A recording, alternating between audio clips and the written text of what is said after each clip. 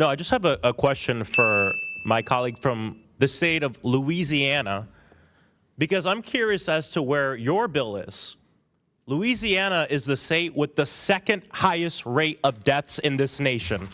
You are more likely to be shot standing on a random street in your state than you are in Washington, D.C. So my question is, where's your bill for the occupation of the state of Louisiana to keep your people safe, if you're at all sincere in this? Gentleman, yield for an answer. I yield for an answer. I support state rights. I'm a constitutionalist. But not D.C.? Stand by. As a constitutionalist, I support my state, my sovereign state's legislature, which is doing everything it can to push back upon the crime rate of the Democrat-controlled cities. Okay, so I'll take my time back. I'll take my time back. If you remove That's the rules. crime stats That's the of New rules. Orleans, I'll take my time back. I'll take my time back. So you only invoke the rules when other people are speaking, not when you're speaking. Okay. That's your time. I agree with you. Look, I'm for state sovereignty. So what do you think about California?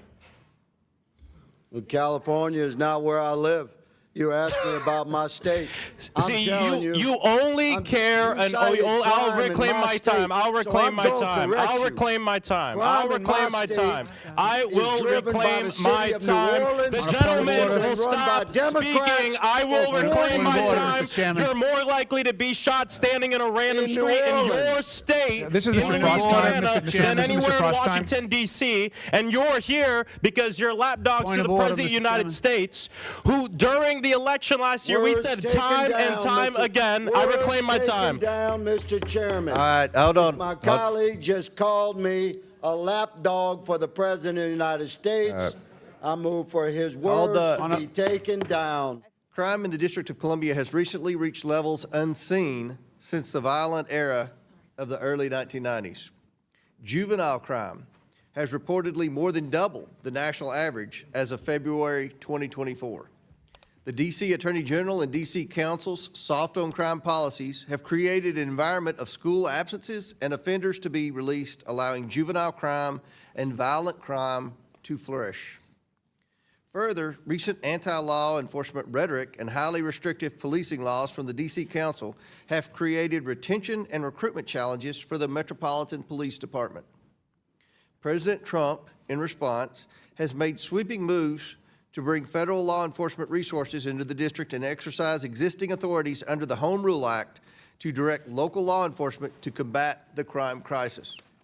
Like President Trump, House Republicans are committed to restoring law and order in our nation's capital city.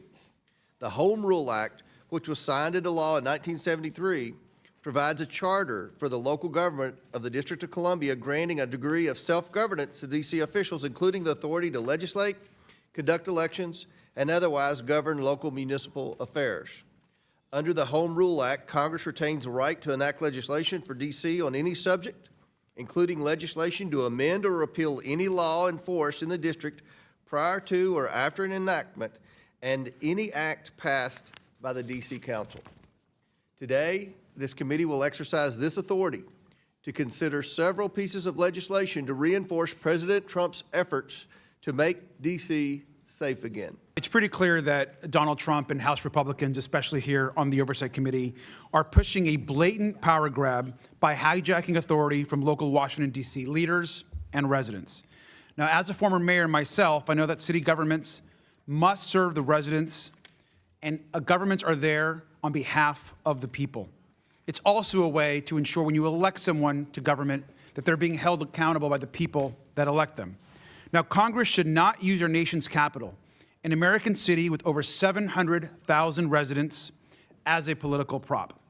The people of Washington, D.C. should be empowered to make their own decisions. And quite frankly, if the president is so obsessed with governing D.C., he should step down as president and run for mayor. Now, Mr. Comer, we'll talk about this first bill. I and Democrats strongly oppose the so-called District of Columbia Home Rule Improvement Act, which should just be known, quite frankly, as the Home Rule Reduction Act. We know that D.C.'s autonomy is already limited, as the world has learned over the last month. I understand how difficult the federal government can make running a city on a day-to-day basis, and we should be empowering D.C. to fix its own problems. We know that this bill further limits D.C.'s autonomy. The bill limits D.C.'s ability to respond to an emergency and could cause chaos in the D.C. Code. The purpose of the D.C. Home Rule Act, the foundation of the D.C. government, is to, and I quote, grant to the inhabitants of the District of Columbia powers of local self-government, and to relieve Congress of the burden of legislating upon essentially local district matters, end quote. The Home Rule Reduction Act does just the opposite. It restricts powers of local self-government and increases the burden on Congress to legislate on local D.C. matters. Now, the bill endangers residents and visitors by limiting the authority of both the mayor and council to respond to an emergency, and that is dangerous. The bill strips the mayor of authority to issue executive orders and regulations that take effect immediately, even in the event of an emergency, such as a need to protect the peace, health, or safety of residents. Now, this bill requires executive orders and regulations to be transmitted to Congress for a 60-day congressional review before they take effect. The bill does not contain an exception for an emergency, and that is highly problematic. The bill also allows Congress to use a disapproval resolution for individual provisions of a D.C. bill rather than only for the entire bill. Giving Congress a line item veto for D.C. bills will cause chaos in the D.C. Code. Members of Congress will introduce disapproval resolutions on individual provisions without understanding how those provisions affect other provisions of the bill undergoing the congressional review process or the D.C. Code. That means more congressional micromanagement and more meddling in the democratic process. And that is less local authority and control for the people that have been elected to serve D.C. residents. First of all, I want to say welcome to the people of Washington, D.C. who have flooded this hearing room on a day in which we are hearing a set of bills that have not so much as had a single public hearing. Let me just emphasize that. Not a single bill on this docket has had a public hearing as of yet. And I don't think that it is any mistake that this markup to vote these bills out of committee is happening on the last day that Donald Trump has ordered our nation's National Guard to occupy this city. There are no coincidences here, folks. So I have some questions for the chairman because we don't actually have witnesses here to testify about these bills. So my first question for you, Mr. Chairman, is where did these bills come from? Where did this package come from? We've been talking about these bills for a year now, and you know that, Ms. Stansberry. But why is this package being brought forward today? This is a markup. That's when you vote on bills. I understand the congressional procedure, but why is this committee marking up a set of bills today without a hearing? Did the president ask you to do this? We're debating the bills as we speak. That's what a markup is. Mr. Comer, did the president ask you to hold this? I haven't talked to the president. Was this markup called pursuant to the president's occupation of Washington, D.C.? We've had this markup on the books for a long time. And so there was no markup coordination with You're participating in a markup. There was no coordination with the White House on this markup. I haven't talked to the White House, but I mean, there's you always didn't consult with the coordination. White House on We this support the bill? president's You didn't make consult DC with safe the White again. House on the development of a bill that would create the actual entity that he said he wanted? There was no coordination with the White House on this We bill? support what the president's done. We've sat back and watched, and we've seen the crime rates go down significantly in Washington, D.C., and we want to make sure that crime stays down in Washington, D.C. But this If you don't bill like the here- bill, you can vote against it. No, I'm asking you a question because we haven't heard this bill. Was this bill drafted in coordination with the White House? I'm asking the question. It's not my bill. Okay, does the sponsor want to answer that question? I would say that we support President Trump, and bottom line, Just a simple question. Did We you want- coordinate with the White House in the people are development dying in of Washington, this bill? D.C. Why can't Crime you has answer been the cleaned question? up. Mr. and we wanna Chairman, keep we it need safe. order. We need order, Mr. Chairman. It's just a question. This Did isn't- you this isn't a coordinate debate. with the- Mr. Chairman, we need order. This actually is the debate. That Ms. is Stansbury exactly is what out a of order. markup is, my dear. This is a debate over the bill. This should be common Did you sense. We're guys just trying to keep coordinate- the American people safe. They're dying in D.C. I just asked you a and simple we are looking question. at President Trump's plan the people has of worked. Washington, D.C. So are we here are going to hear codify from what you. President Trump did to keep the American people safe. Okay, I don't thank you. care if you're a That answers Democrat, the Republican, question. or Independent. We love you, But we've got to keep you safe. Okay, let me ask you another question. I'm going to ask the sponsor this question. Have you ever been inside of City Hall? Yes or no? I have not.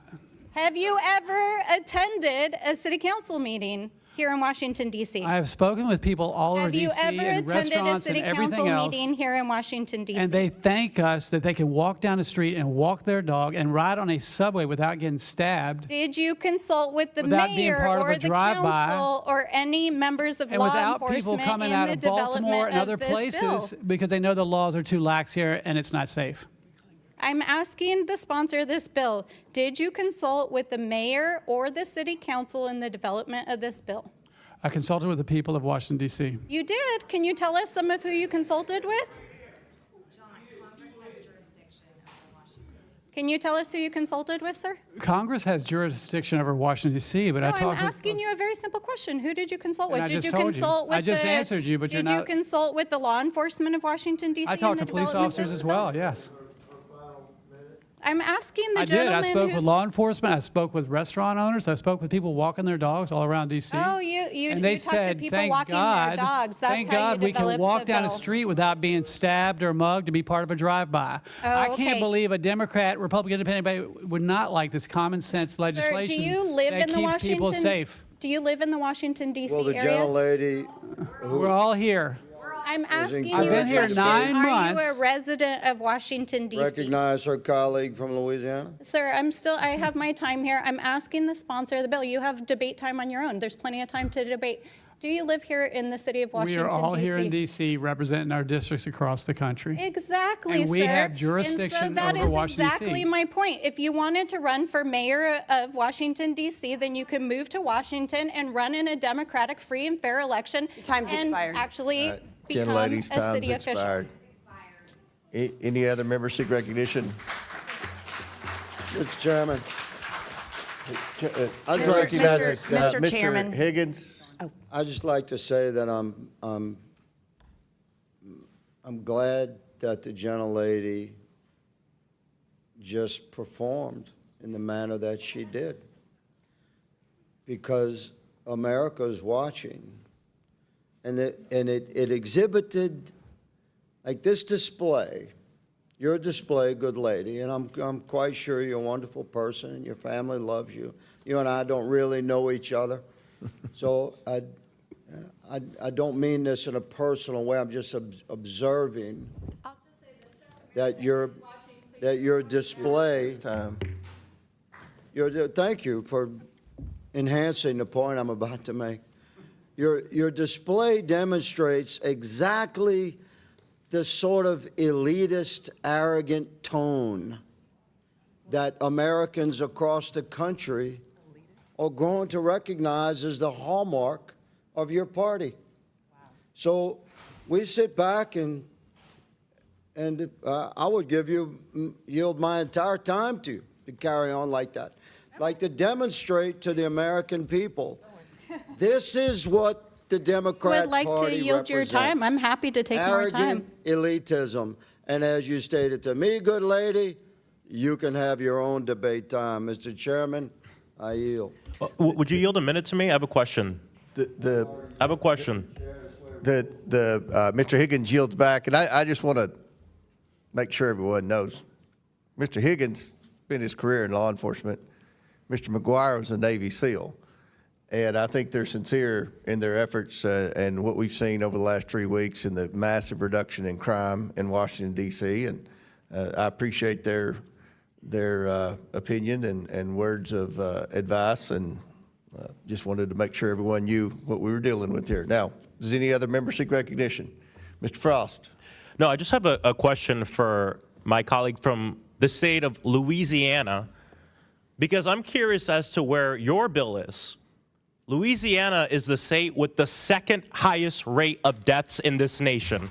You are more likely to be shot standing on a random street in your state than you are in Washington, D.C. So my question is, where's your bill for the occupation of the state of Louisiana to keep your people safe, if you're at all sincere in this? The words were taken down, and I will continue with the reminder. Point of order. Mr. Frost has Chairman. 3 minutes. Okay, point Yeah. of order. My point was that Mr. Frost has a right to his time. Yeah, Unobstructed time, an opportunity to speak. And I think if we afforded him that right under the rules, then we wouldn't have this back and forth. That's fine. He started by asking if people would yield to a question. I think that's how it all started. He reclaimed his time, at least a half a dozen times. I'm giving him 3 minutes. Well, even though I don't have to because of the rules, I'm giving him 3 minutes. You're running this hearing, sir. Okay, I'm giving. Not a spectator. Okay, you got 3 minutes, Mr. Frost. Go ahead. This body is full of lapdogs, doing exactly what the president wants, when he wants it, not pushing back. And what we just heard, this exchange with me and my colleague, is indicative of the problem here.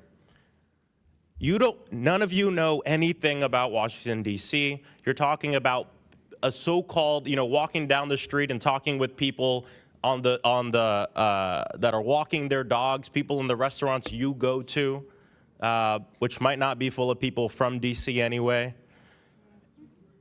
And it's just sad. It is sad. We need D.C. statehood. There are people, yes, we need D.C. statehood. We need to put this behind us.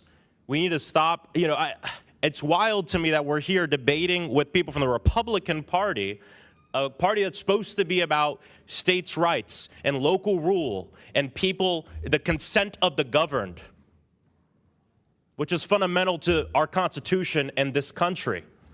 But before you, we have activists, organizers, people who are here to say that they want a voice. They want to be represented by the government that they pay taxes to. Free DC. Free DC.